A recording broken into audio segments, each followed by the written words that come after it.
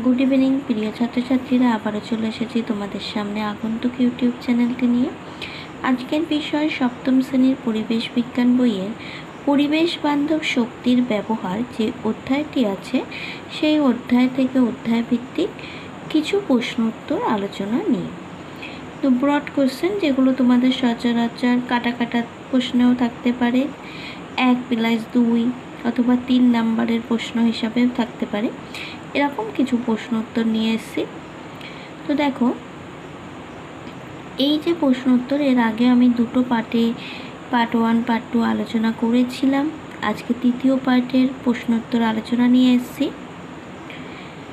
তো দেখো, প্রথম প্রশ্ন আজকে তৃতীয় পার্টের জীবাশ্ম জ্বালানি থেকে প্রাপ্ত শক্তির ব্যবহার লেখো। এর উত্তরটি যদি এটা পড়ে, দেখতেই পাচ্ছ এটা কোনো স্কুলে পড়েছে এবং বেশ ইম্পর্টেন্ট। তো কি লিখবে? কয়লার দহনে যে তাপশক্তি উৎপন্ন হয় তা ব্যবহার করে তাপবিদ্যুৎ উৎপাদন করা হয়। 2 নম্বর, খনিজ তেল বা পেট্রোলিয়াম থেকে প্রাপ্ত পেট্রোল, ডিজেল প্রভৃতি জেনারেটর, মোটর গাড়ি, পাওয়ার টিলার প্রভৃতি চালাতে ব্যবহৃত হয়। 3 নম্বর, খনিজ তেল থেকে প্রাপ্ত কেরোসিন রান্নার কাজে, হারিকেন, টেবিল ল্যাম্পে আলো জ্বালাতে ব্যবহৃত হয়। 4 নম্বর, প্রাকৃতিক গ্যাস রান্নার কাজে ব্যবহৃত হয়, যা অপেক্ষাকৃত কম বায়ু দূষক। ও 5, পেট্রোলিয়াম থেকে প্রাপ্ত উপজাত পদার্থ যেমন ন্যাপথা, প্যারাফিন, ওয়াক্স প্রভৃতি প্রসাধনী দ্রব্য হিসাবেও ব্যবহৃত হয়। ঠিক আছে, এতক্ষণ যেটা তোমাদের সঙ্গে আলোচনা করলাম সেটা ছিল জীবাশ্ম জ্বালানি থেকে প্রাপ্ত শক্তির ব্যবহারগুলি লেখো। এবার আলোচনা করব 3টে জীবাশ্ম তেলের নাম লেখো এবং ওই সব জীবাশ্ম তেল থেকে প্রাপ্ত শক্তির ব্যবহার লেখো। ঠিক আছে, তো চলো এটা পড়লে কি লিখবে দেখো, 3টি জীবাশ্ম তেল এবং ওই সব জীবাশ্ম তেল থেকে প্রাপ্ত শক্তির ব্যবহার। এটা আমাদের 2 নম্বর প্রশ্ন। তো 3টে জীবাশ্ম তেলের নাম পেট্রোল, ডিজেল ও কেরোসিন। এবার প্রত্যেকটা তেলের ব্যবহারগুলো দেখো, জেনারেটর চালাতে, মোটর গাড়ি চালাতে, হারিকেন, টেবিল ল্যাম্প আপে আলো জ্বালাতে, স্টোভে আগুন জ্বালিয়ে রান্না করতে, লঞ্চ চালাতে, পাওয়ার টিলার চালাতে ব্যবহার করা হয়। এটা আমাদের গেল 3টি জীবাশ্ম জ্বালানি তেলের নাম ও তাদের ব্যবহার। এবার চলে আসবো ওখানে যে 3 নম্বর প্রশ্নটা দেওয়া ছিল সেটাতে। 3 নম্বর প্রশ্ন, জীবাশ্ম জ্বালানি দহনের ফলে উদ্ভূত পরিবেশ দূষণগুলি প্রতিকারের উপায় লেখো। জীবাশ্ম জ্বালানি দহনের ফলে উদ্ভূত পরিবেশ দূষণগুলির প্রতিকার।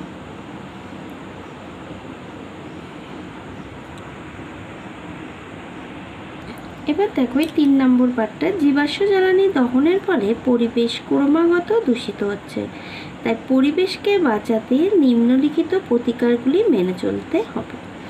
1, যথাসম্ভব জীবাশ্ম জ্বালানির ব্যবহার কমিয়ে তার পরিবর্তে অপ্রচলিত ও নবীকরণযোগ্য পরিবেশ বান্ধব শক্তির ব্যবহার করতে হবে। 2 নম্বর, বনসৃজন গড়ে তুলতে হবে। আর 3 নম্বর, এলপিজি ও সিএনজি এর ব্যবহার বাড়াতে হবে। এবার চলে আসবো জীবাশ্ম জ্বালানি ব্যবহারের অসুবিধাগুলি লেখো। এই 6 নম্বর প্রশ্নের যে 4 নম্বর পার্টটি আছে, সেই 4 নম্বরের উত্তরটি এবার আলোচনা করব। এটা বেশ ইম্পর্টেন্ট, দেখতেই পাচ্ছ পাশে ডবল স্টার মারা, ও স্কুলে পড়েছে পরীক্ষায়। জীবাশ্ম জ্বালানির ব্যবহারের অসুবিধাগুলি লেখো। এই প্রশ্নটা আবার ঘুরিয়েও পড়ে যে জীবাশ্ম জ্বালানির ব্যবহার কমানো দরকার কেন। ঠিক আছে, তো যদি এটা পড়ে, এটা আমরা কি লিখব সেটা এবার আলোচনা করব। জীবাশ্ম জ্বালানি ব্যবহারের অসুবিধাগুলি হলো, 1 নম্বর পয়েন্টসে মোটর গাড়ি, বাস, ট্রাক প্রভৃতি থেকে নির্গত যে ধোঁয়ার মাধ্যমে পরিবেশে মিশছে, তাতে কার্বন ডাইঅক্সাইড, কার্বন মনোক্সাইড প্রভৃতি বিষাক্ত গ্যাস থাকে। তার ফলে কি হয়, পরিবেশ দূষিত হয়। 2 নম্বর, এই দূষিত গ্যাস মানুষের শরীরে প্রবেশ করে নানা রোগের সৃষ্টি করেছে, যেমন মাথা ধরা, শ্বাসকষ্ট, ফুসফুসে সংক্রমণ, চোখ জ্বালা প্রভৃতি। এবার 3 নম্বর, যানবাহন ও শিল্পক্ষেত্রে এই জ্বালানি ব্যাপক ব্যবহারের ফলে বায়ুতে গ্রিনহাউস গ্যাসের মাত্রা বেড়েছে, ফলে পৃথিবীর তাপমাত্রা বাড়ছে এবং সমুদ্রের জলতলের উচ্চতাও বাড়ছে, ফলে মরুভূমি অঞ্চল বাড়ছে, বনভূমি ও জলাভূমি ক্ষতিগ্রস্ত হচ্ছে। এই নানাবিধ সমস্যা একদিন পৃথিবীর বুকে মানুষের অস্তিত্ব বিলুপ্ত করতে পারে। ঠিক আছে, সেই জন্য এই উপরিউক্ত কারণগুলির জন্যই জীবাশ্ম জ্বালানির ব্যবহার করা অসুবিধাজনক, অথবা এটা ঘুরিয়েও প্রশ্ন আসতে পারে জীবাশ্ম জ্বালানির ব্যবহার কম করা উচিত কেন। তখন লিখতে হবে যে এই উপরিউক্ত কারণগুলির জন্য জীবাশ্ম জ্বালানির ব্যবহার কম করতে হবে। ঠিক আছে, তো এই জীবাশ্ম জ্বালানি সম্পর্কিত যে কটা প্রশ্ন আসে সব এই একই সঙ্গে আলোচনা করলাম। এবার চলে আসছি দেখো, দৈনন্দিন জীবনে তাপশক্তির কয়েকটি ব্যবহার লেখো। তো দৈনন্দিন জীবনে তাপশক্তির ব্যবহারগুলো আমরা সকলেই জানি, প্রত্যেকের বাড়িতেই আমরা ব্যবহার করি। এছাড়া বিভিন্ন শিল্পক্ষেত্রে, বৈজ্ঞানিক গবেষণাগারে বিভিন্ন জায়গাতেই ব্যবহার হয়। তো কোন কোন ক্ষেত্রে হয় সেগুলো দেখে নাও। 1, বিদ্যুৎ উৎপাদন করতে। 2 নম্বর, রান্না করতে। 3, স্টিম ইঞ্জিন চালাতে। 4, কামারশালায় লোহা পিটিয়ে নানা রকম যন্ত্রপাতি তৈরি করতে। 5, ভিজে কাপড় রোদে শুকাতে, জামা কাপড় ইস্ত্রি করতে। 6, থার্মোমিটারের সাহায্যে উষ্ণতা মাপতে। 7, শীতকালীন দেশে ঘরের ভিতরের উষ্ণতা নিয়ন্ত্রণ করতে। 8, গবেষণাগারে ও শিল্পক্ষেত্রে বিভিন্ন রাসায়নিক বিক্রিয়ায় গুরুত্বপূর্ণ প্রভাবক বা সত্য হিসাবে। 9, সেক দেওয়ার কাজে। 10, হিটারের সাহায্যে জল, দুধ ইত্যাদি গরম করতে তাপশক্তি ব্যবহার হয়।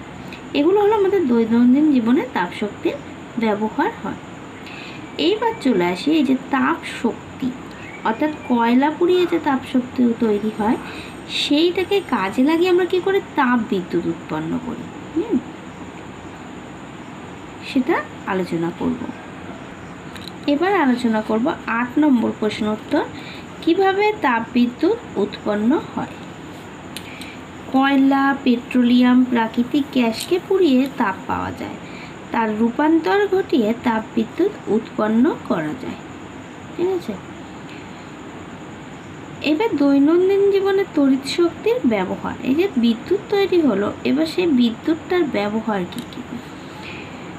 আলো জ্বালাতে, আমাদের সকলের ঘরে ইলেকট্রিকের আলো জ্বলে, সেই আলো জ্বালাতে। টিভি, টেপ রেকর্ডার, কম্পিউটার চালাতে। Electric train, metro rail, tram চালাতে। কলকারখানার মেশিন চালাতে। মাইক সেট বাজাতে, পাম্প চালাতে তড়িৎ শক্তি ব্যবহার করা হয়। এছাড়াও আমাদের বাড়িতে সকলের রেফ্রিজারেটর আছে, অর্থাৎ ফ্রিজ, সেটা চালাতেও ব্যবহার হয়। এক কথায় যাবতীয় ইলেকট্রনিক্স যে সমস্ত যন্ত্রপাতিগুলো, সমস্ত কিছু চালাতে আমাদের দৈনন্দিন জীবনে তড়িৎ শক্তি ব্যবহার করা হয়। এক কথায় তড়িৎ শক্তি ছাড়া আমরা এক পাও এখন চলতে পারি না, তাই না? তো এগুলো গেল আমাদের তড়িৎ শক্তির ব্যবহার। এবার চলে আসি অপ্রচলিত শক্তি বা অচিরাচরিত শক্তির বিভিন্ন প্রকারভেদ ও তাদের ব্যবহার সম্পর্কে আলোচনা। তো অচিরাচরিত বা অপ্রচলিত শক্তিগুলোকে আমরা প্রধানত কয়েকটা উৎস থেকে পেয়ে থাকি, যেমন সৌরশক্তি, বায়ু শক্তি, জোয়ার ভাটা শক্তি, জৈব গ্যাস শক্তি প্রভৃতি। এগুলোর এবার ব্যবহার কোন কোন ক্ষেত্রে ব্যবহার করা হয় সেগুলো নিয়ে আলোচনা করব।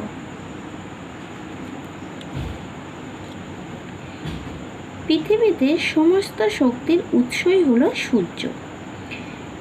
পৃথিবীর প্রতিটি শক্তি কোনো না কোনোভাবে সূর্যের তাপের উপর নির্ভর করে। যখন সৌরকোষের মাধ্যমে সূর্যরশ্মি কাজে লাগিয়ে বিদ্যুৎ শক্তি পাওয়া যায়, তখন তাকে আমরা কি বলি? সৌর শক্তি। ঠিক আছে, সূর্যের তাপের উপর নির্ভর করে যখন সৌরকোষ অর্থাৎ আমরা যেটাকে বলি সোলার প্যানেল, সেটার উপরে সূর্যের আলোকে ফেলে যে বিদ্যুৎ তৈরি করা হয় তাকে আমরা বলে থাকি সৌরবিদ্যুৎ বা সৌরশক্তি। এই সৌরশক্তিকে সরাসরি কাজে লাগিয়ে আমরা কি কি করে থাকি দেখো, সরাসরি রান্নার কাজে লাগাতে পারি, তাপ উৎপাদনের কাজে ব্যবহার করতে পারি, সোলার কুকার ও সোলার হিটার ইত্যাদি যন্ত্র নির্মাণ করা হয়। এছাড়াও সৌরকোষ ও সৌর প্যানেলের সাহায্যে সৌরশক্তিকে বিদ্যুৎ উৎপাদনের কাজে ব্যবহার করা হচ্ছে। এটা গেল সৌরশক্তির কার্যকারিতা কিভাবে তৈরি হয় সেটা। এবার চলে আসলো বায়ু শক্তি। দেখো, এই যে বায়ু শক্তি, এগুলো আমরা বকখালিতে গেলে ও বিভিন্ন জায়গায় যে বায়ু কলগুলি আছে সেগুলো গেলে লক্ষ্য করে থাকবো। তো বায়ু শক্তি কিভাবে তৈরি হয় ও কি কাজে লাগে সেটা দেখব। প্রবাহমান বায়ুর গতি শক্তিকে কাজে লাগিয়ে যে শক্তি উৎপন্ন করা হয় তাকে আমরা বলে থাকি বায়ু শক্তি। সমুদ্র উপকূলের মতো ফাঁকা জায়গায় তীব্র বেগে বয়ে যাওয়া বায়ুর সামনে স্তম্ভের ওপরে চওড়া ফলকযুক্ত পাখা বসিয়ে ঘুরন্ত পাখার সঙ্গে যুক্ত ডায়নামোর সাহায্যে যে বিদ্যুৎ উৎপন্ন করা হয় তাকে আমরা বায়ু শক্তি বলি। এই wind electric generator, rotor gear box ও জেনারেটর সমন্বিত একটি ব্যবস্থার সাহায্যে এই শক্তি রূপান্তরের কাজটি করা হয়ে থাকে। ঠিক আছে, এই যে ছবিটা দেখতে পাচ্ছ এগুলো হলো বায়ুকল, যেটা স্তম্ভের ওপরে পাখার মতো চওড়া ফলকযুক্ত পাখা লাগানো থাকে, যেটা প্রবল বেগে বয়ে যাওয়া বায়ুর সামনে লাগানো হয়। এতে ডায়নামো লাগানো থাকে এবং সেটা ঘুরে যে মোটর চলে বিদ্যুৎ তৈরি হয় সেটাই হলো বায়ু শক্তি বা বায়ু বিদ্যুৎ। এবার চলে আসবো জৈব শক্তি। জৈব শক্তি বা জৈব গ্যাস শক্তি উদ্ভিদ ও প্রাণীর দেহ নিঃসৃত বজ্র পদার্থ থেকে উৎপন্ন শক্তিকে জৈব শক্তি বলে। যেমন ধরো গরু গোবর থেকে যে গোবরগুলো এক জায়গায় করে তার থেকে যে গোবর গ্যাস থেকে যে শক্তি তৈরি হয় তাকে বলা হয় জৈব শক্তি। ফসলের অবশিষ্ট অংশ, তরল বজ্র থেকে উৎপন্ন স্নাজ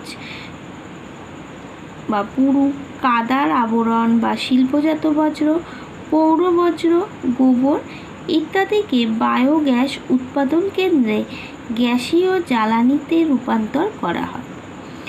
উৎপাদন কেন্দ্রের অভ্যন্তরে ব্যাকটেরিয়ার ক্রিয়ার বজ্র পদার্থ থেকে গ্যাস মূলত মিথেন উৎপন্ন হয়। এই গ্যাস সরাসরি জ্বালানি হিসাবে ব্যবহার করা হয় অথবা বিদ্যুৎ উৎপাদনের কাজেও লাগে। ভারতবর্ষের কিছু গ্রামাঞ্চলে এই শক্তি উৎসের ব্যবহার ক্রমশ জনপ্রিয় হয়ে উঠছে। ভারতের অনেক প্রত্যন্ত গ্রামাঞ্চলে এখনও যেখানে ইলেকট্রিসিটি পৌঁছায়নি সেই সমস্ত জায়গায় গোবর গ্যাসকে কাজে লাগিয়ে বা জৈব গ্যাসকে কাজে লাগিয়ে আলো জ্বালানো হয়, ঠিক আছে, রান্না করা হয়, এরকম অনেক কিছু কাজ দৈনন্দিন কাজ করা হয়ে থাকে। এবার চলে আসে অপ্রচলিত শক্তির মধ্যে জোয়ার ভাটা শক্তি। সমুদ্র স্রোত, ঢেউ এবং জোয়ার ভাটার সময় জলতলের ওঠানামা ইত্যাদির মধ্যে নিহিত গতিশক্তিকে ব্যবহার করে প্রধানত ইউরোপীয় দেশগুলিতে সফলভাবে বিদ্যুৎ শক্তির উৎপাদন দীর্ঘদিন শুরু হয়েছে। ভারতবর্ষে এইভাবে শক্তি উৎপাদনের সুযোগ ও সম্ভাবনা যথেষ্ট থাকলেও সেভাবে কার্যকরী উৎপাদন এখনও চালু করা সম্ভব হয়ে ওঠেনি। ঠিক আছে, তাহলে এই জোয়ারের শক্তি, সমুদ্র স্রোত ও জোয়ারের সময় যে ঢেউয়ের বারবারন্ত থাকে সেটাকে কাজে লাগিয়ে ইউরোপীয় দেশগুলিতে বিদ্যুৎ উৎপাদন করা হয়ে থাকে, যদিও এই পদ্ধতিটা এখনও ভারতবর্ষে সেভাবে কাজে লাগানো হয়নি। এবার চলে আসে ভূতাপীয় শক্তি। অনেক সময়ই ভূগর্ভের অভ্যন্তরে থাকা ভৌমজলের সঞ্চয় উত্তপ্ত শিলার সংস্পর্শে থাকা তাপ পেয়ে উত্তপ্ত হয় এবং শিলাপৃষ্ঠের ফাটলের মধ্য দিয়ে স্বতঃস্ফূর্তভাবে গরম জল ও বাষ্পের ঝর্ণা হিসাবে নির্গত হয়। একে বলা হয় জিওথার্মাল এনার্জি গিজার। এই উৎসারিত বাষ্পের গতিশক্তিকে সরাসরি বিদ্যুৎ উৎপাদনের কাজে ব্যবহার করা হচ্ছে। ঠিক আছে, তাহলে অচিরাচরিত বা অপচরিত শক্তি উৎসের মধ্যে কী কী পেলাম? সৌরশক্তি, বায়ু শক্তি, জৈব গ্যাস শক্তি বা জৈব শক্তি, জোয়ার ভাটা শক্তি ও ভূতাপীয় শক্তি। ঠিক আছে, তো আজকে পরিবেশ বান্ধব শক্তির ব্যবহারের যে পার্ট 3 পর্বটি শেষ করছি এখানে। পরের দিন চলে আসবো আরও বাকি প্রশ্ন উত্তরগুলো নিয়ে পার্ট 4। ঠিক আছে, ততক্ষণের জন্য টাটা, দেখা হবে পরের ভিডিওতে।